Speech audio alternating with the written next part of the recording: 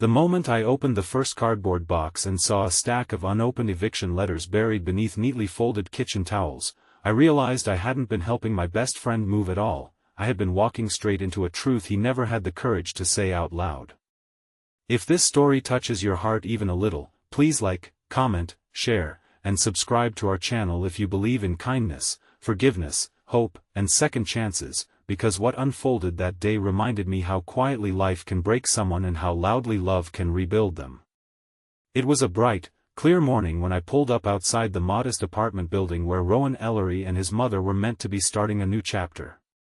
The sun was already warm against the pale brick walls, casting soft reflections on the glass windows of the moving truck parked near the curb. I had known Rowan since university days, long before responsibilities hardened his shoulders and made his laughter less frequent. He had called me the night before, voice tight but determined, saying he needed help moving his mother Maris into a new place closer to his work. He had made it sound simple, like a routine favor between friends, but something in his tone had carried an unfamiliar weight that I couldn't quite name at the time.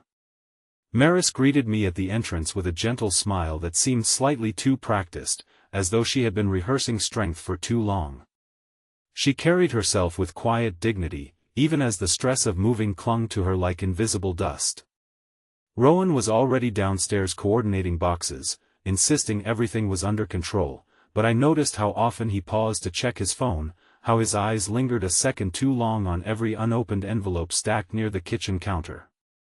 I told myself it was just stress, nothing more than the usual chaos of relocation, yet something about the atmosphere felt carefully arranged, like a room pretending not to hide its cracks.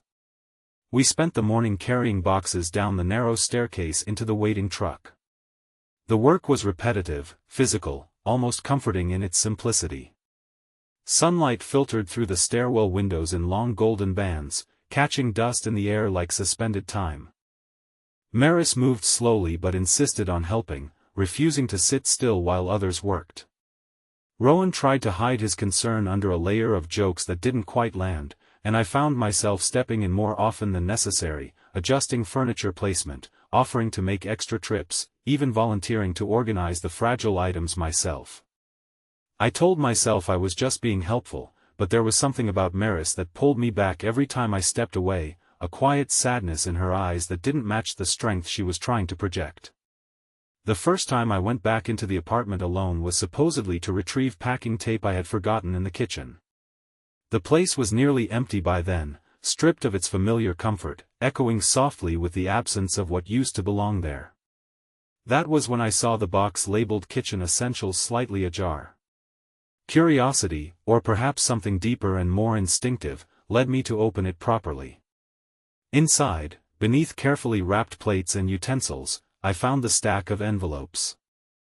Each one bore the same stern formatting, the same urgent language, the same unmistakable implication of financial pressure closing in from all directions. Some were marked final notice, others overdue balance, and a few were already stamped with warnings I didn't want to fully understand. My chest tightened as I read just enough to realize this wasn't a misunderstanding or a temporary delay. This was sustained struggle, hidden behind closed doors and carefully chosen words. When I stepped back outside, the sunlight felt harsher, almost accusatory. Rowan was across the lot guiding movers with forced confidence, unaware that his carefully constructed story had already begun to unravel in my hands. I didn't confront him. Not yet. Something told me the truth was layered, not simple, and rushing would only break what fragile balance remained. Instead, I returned to helping, telling myself I needed more clarity before saying anything. But that was the beginning of it, the strange pattern that followed. Every time I had a reason to step away, I found another excuse to go back inside. Sometimes it was practical, like missing screws for furniture or forgotten boxes. Other times it was quieter, almost unconscious, like my attention drifting toward the apartment as if it were calling me back. Each return revealed something small but significant: a prescription receipt tucked into a drawer, unpaid utility warnings, a hospital pamphlet folded and hidden between documents, and Maris insisting she was fine a little too quickly whenever I lingered near her. By midday, the moving truck was half empty, and the new apartment, small but clean, located a few blocks away in a quieter complex, was slowly filling with pieces of their old life. Sunlight poured through the wide living room window, illuminating dust particles that seemed to hover like suspended memories. Rowan worked harder than anyone, lifting furniture with a kind of urgency that bordered on exhaustion. I began to notice how often he paused when he thought no one was watching, how his posture softened in moments of stillness, as though the weight he carried was not physical but deeply internal. Maris eventually sat down near the window, her hands folded neatly in her lap, watching the room take shape around her. I found myself sitting beside her more than once, not out of obligation but out of something quieter and more personal. She spoke sparingly, but when she did, her words carried a softness that contrasted with the heaviness I had already begun to sense. She asked about Rowan's childhood, about how he had been as a student, about whether he had always been this determined to take care of others even when it cost him something in return. There was pride in her voice, but also something that sounded like worry disguised as acceptance. It was during one of my returns from the hallway, another excuse involving misplaced tools, that I overheard Rowan speaking to someone on the phone near the stairwell. I didn't mean to listen, but his voice carried through the half-open door, strained and low. He was talking about delays, about promises he couldn't keep, about needing just a little more time. I didn't catch everything, but I caught enough to understand that the financial pressure wasn't just on Maris. It was on him too. That realization shifted everything I thought I understood. This wasn't a son moving his mother into a better place. This was someone trying to hold together collapsing circumstances without letting anyone see the collapse. The afternoon stretched on, slower now, heavier in meaning. The apartment gradually transformed from empty space into lived-in refuge, but the emotional air inside it grew more complicated. I found myself watching Rowan more closely, noticing the way he avoided eye contact when Maris mentioned future plans, the way his smile tightened whenever the conversation drifted toward stability or long-term comfort. It became clear that the new apartment wasn't a victory, it was a temporary pause in a situation none of them wanted to fully name. Near the end of the moving process, while organizing boxes in the bedroom, I found something that changed the emotional direction of the entire day. It was a folded document tucked behind a stack of linens, a medical report addressed to Maris.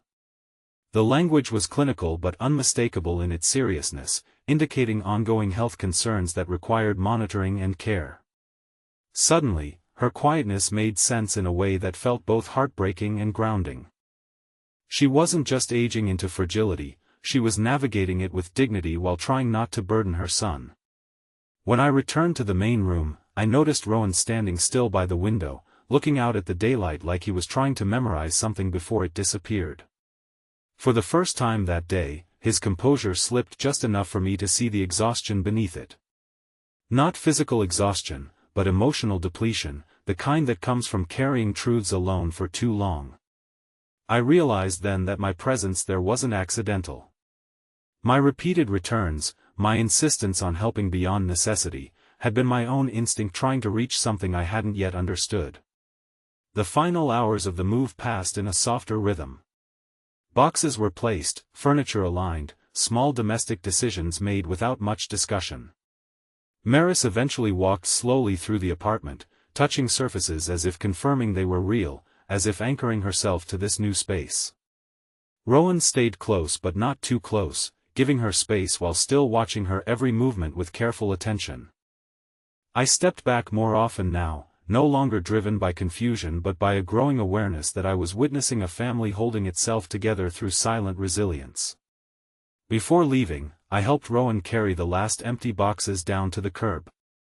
The sunlight was still bright, unchanged, indifferent to everything that had unfolded beneath it.